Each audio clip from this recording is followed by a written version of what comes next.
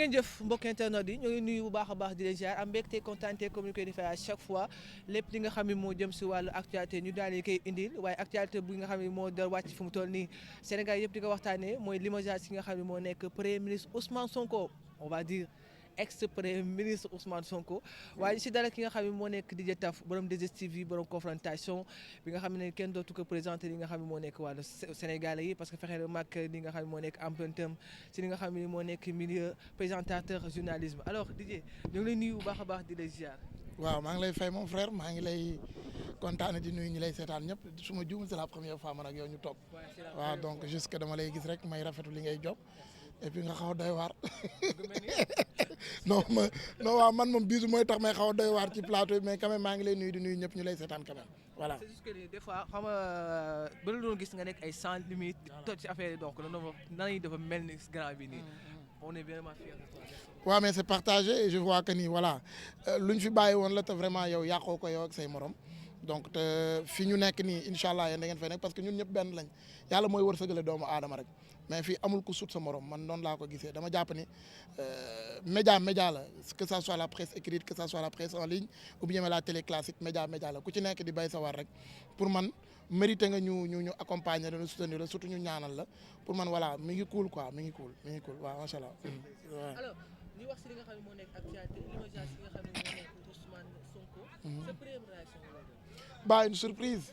d'une part et d'autre part c'est pas une surprise parce que certes ñëpp xamoon nañ ni wala yaa ngi ci doon njort ni d'après li ngay gis au devant de la scène ak yenn rumeurs yi ak yenn wax yi tout le temps tu vas penser que ni voilà ñaar ñi est-ce que du ñu dem ba soit démission am wala limogé am et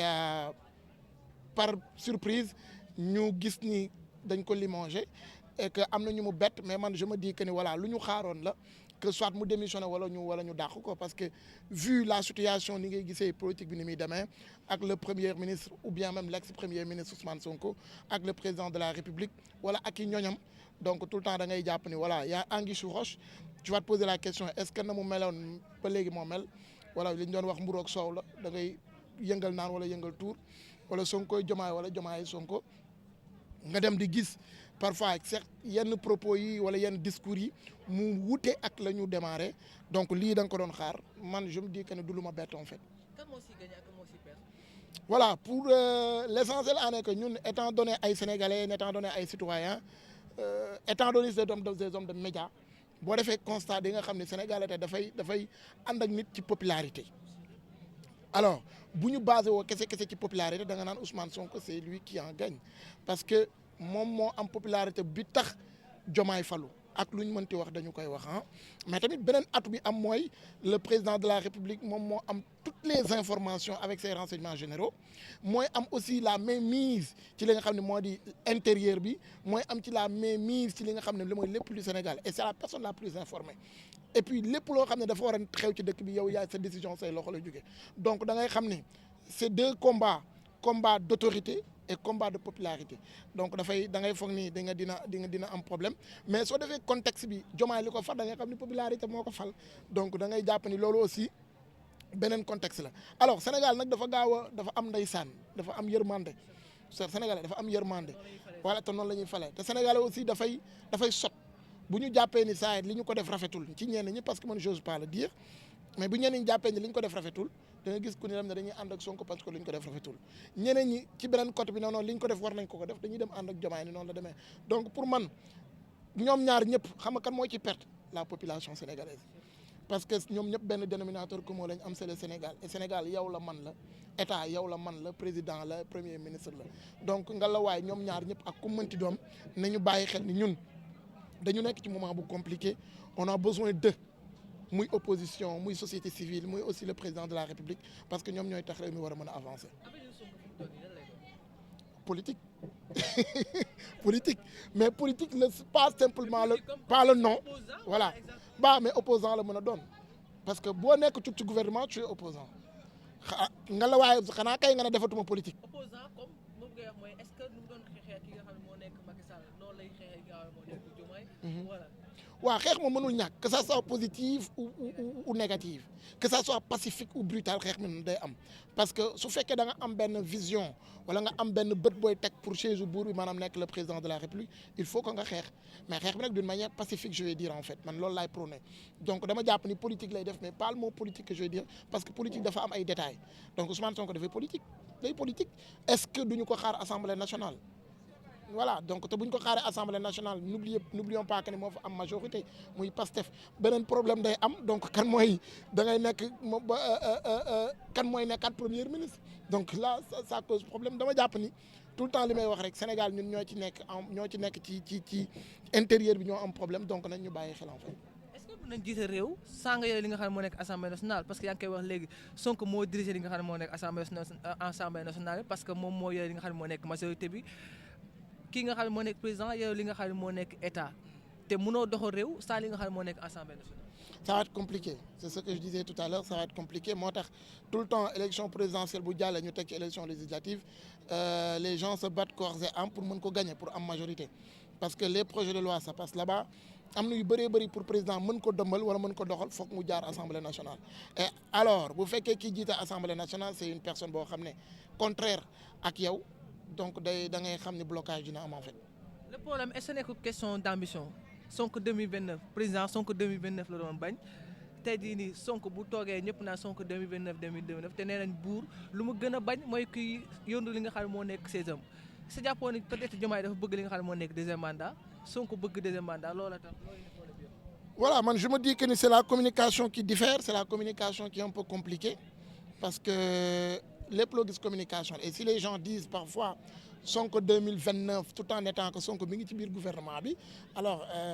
ça doit normalement créer des débats donc loolu il faut que gens yi ko nit ñi comprendre ko alors li ñuy laajte mooy ñoom ñaar lan la ñu waxante woon ba l'ex premier ministre am audace am aussi hargne bu toll ni ñenn ci ay partisans ñenn ci ay ñoñom di viser li nga xam ne moo di 2029 donc pour man c'est la communication qui a créé tout ce problème. mooy le soi-disant pacte. voilà pacte boobu nag man moom dama ci su ma ci waxee dëgër fit la parce que kenn xamul ba ban pacte lañ amoon mais nañ bàyyi xel ñun pacte bi ñu am ak ñoom mooy réew mi dox réew mi naat ñëpp gi ci seen bopp. le futur premier ministre koo jàpp. ah ça va être compliqué. mais man est-ce que jàpp naa ni war na mën a jóge ci opposants yi est-ce que du jóge ci Diomaye président sama xalaat parce que ku jël Mimi Touré ku jël Abdourahmane Diouf ak le ministre du commerce j'ai oublié son nom ñu diriger Diomaye président alors on peut s'attendre à que premier ministre mu jóge ci Diomaye président au cas échéant mu jóge ci ñeneen ñi nga xam ne ay opposants am lañ. gis nañ tey président de la République daal di recevoir yi nga xam ne moo nekk les anciens premiers ministres Amadou Ba te waxoon na day dem tey demoon na même fekkee ay Idrissa Seck ñoom bañ nañ mais am na ay premiers ministres yu dem jàpp nañ peut-être mën nañ xaar ki nga xam ne moo nekk Amadou Ba premier ministre. ah dina ma bett de dina ma bett mais quand même politique moom bul ko miimal dara politique non politique dafa grave frère lu ne mën na ci am man léegi dara du ma bett ci politique. waaw man dara du ma bett ci politique sérieusement parlant voilà. alors dem si beneen débat bi nga xam ne ni moo ñu fi indi tey mi nga xam ne moo nekk wanteer moins vulgaire boo gisee tey jii ay jigéen yu takk seen ndigg organiser lu mel nii ba doomu Sénégal yi bëri di si jërëñu ça vous fait quoi. ça me fait plaisir ça me fait vraiment plaisir et puis jigéen nañu jur man tamit dama nekk góoru yaay quoi ñëpp xam nañ ko. man nit góoru yaay laa man sama yaay sax boo koy tudd dama bëgg a sori ci débat bi tu vois donc su ma gisee ay jigéen nekk jàmbaar teg lu ni mel maa ngi koy tooñ un jour tooñ naa ko maman tooñ ko bijou ne ko voilà bu ñu jugee ci foire bi nga xam ne état koy organiser bii foire mën nañu jàpp ne moo ci war a mën a topp ak i ñeneen pour ne pas dire moom kese parce que am na ñeneen ñuy def foire te ñoom ñëpp ay jigéen lañ ñi ngi koy réussir mine de rien gis nañ ci Dabaye mi ngi def foire mi ngi koy réussir mais là fi ñu nekk actuellement mooy bu moment vulgaire donc ci moom la ñu mën a focaliser wu jàmbaar la parce que ku teg lii doo ku ndaw mais lii li muy rëy rëy yëpp am na keneen ku koo xam ne mi ngi ci ginnaawam et celle-là c'est sama lépp la sama patronne la sama conseillère la sama xarit la sama nit la muy Bijou Ngoné borom BD 360 li nga fi gis lépp moo ko fi teg donc kooku tamit ku mu nekk sa ginnaaw force da ngay liggéey muy góor muy jigéen. parlons de Bijou Ngoné wax nga ko mais Sénégal yi bëri ba gisee foire bi seen xel lu mu wax wala wér yi nga xam ne ñoo am mooy Bijou Ngoné moo nekk si ginnaaw ki nga xam ne moo nekk moins vulgaire pas ginnaaw bi nga wax mais ginnaaw financièrement. Bah je dirais pas oui parce que je pense pas que mu nekk ci ginnaawam d'une manière financière waaye mën na nekk ci ginnaawam ci dans plusieurs plans ba ci xaalis parce que nit dina yor milliard soxla keneen ko yor milliard yow mën nga yor milliard ma yor milliard ne la kaay ñu associé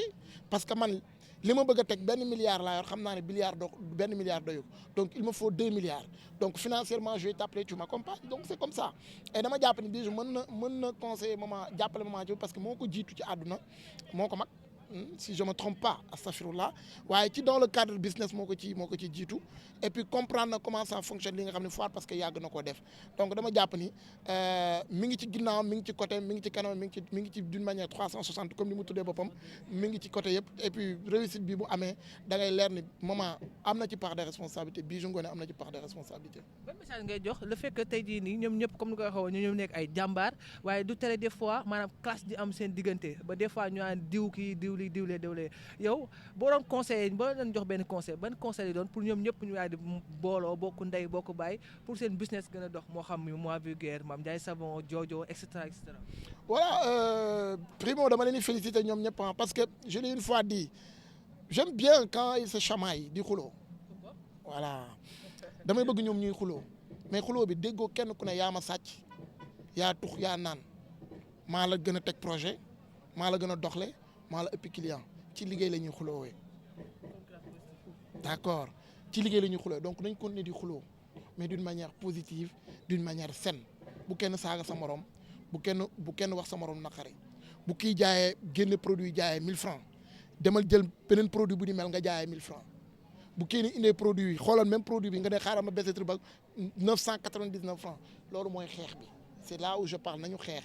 ci seen i produits nañu xeex ci seen i marchandises mais bu ñu xeex ci ay wax ju ñaaw wala ay jëf ju ñaaw wala lenn loo xam ne dafay ñaaw la concurrence ça existe et c'est normal mais ça que ça soit saine et positive que ça soit normal mais pas anormal man nañu xeex ci d'une manière normale ku nekk di jaay sa produit man loolu laa tuddee xeex bi. tey ngeen def confrontation. waaw mais samedi bi xam nga confrontation min nañ ko jour bi samedi la et puis voilà émission la boo xam ne ñëpp dañ koy xaar. et puis bëri na coow mais boo xoolee duñ mës a manqué invité comme waaw bëri na coow mais duñ mës a manqué invité te parfois internautes yi ñoo ñuy tagué suñu Instagram yi wala suñu page TikTok yi jël leen kii et parfois ñu gis loo xam ne dafay bëri coow mais dalay leer na ci confrontation day mel ni tribunal la preuve indi nañ fi Modou Yade dafa moom confrontation waxuma nit ñi xamul yoon ñi mu demee mais ñu bëri gën nañu comprendre.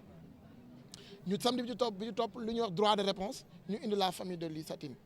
day mel ni audience par audience la donc confrontation moom ñun ñëpp ko bëgg man mi koy def sax dama ko bëgg donc voilà ñu ngi noonu tey ñu ngi waajal beneen xam nga chaque samedi là on a déjà pris Maman Vulgaire maintenant il est temps de prendre ñi nga xam ce sont les exposantes lu ci mel ni Mame Wallo lu ci mel ni Mame Bassine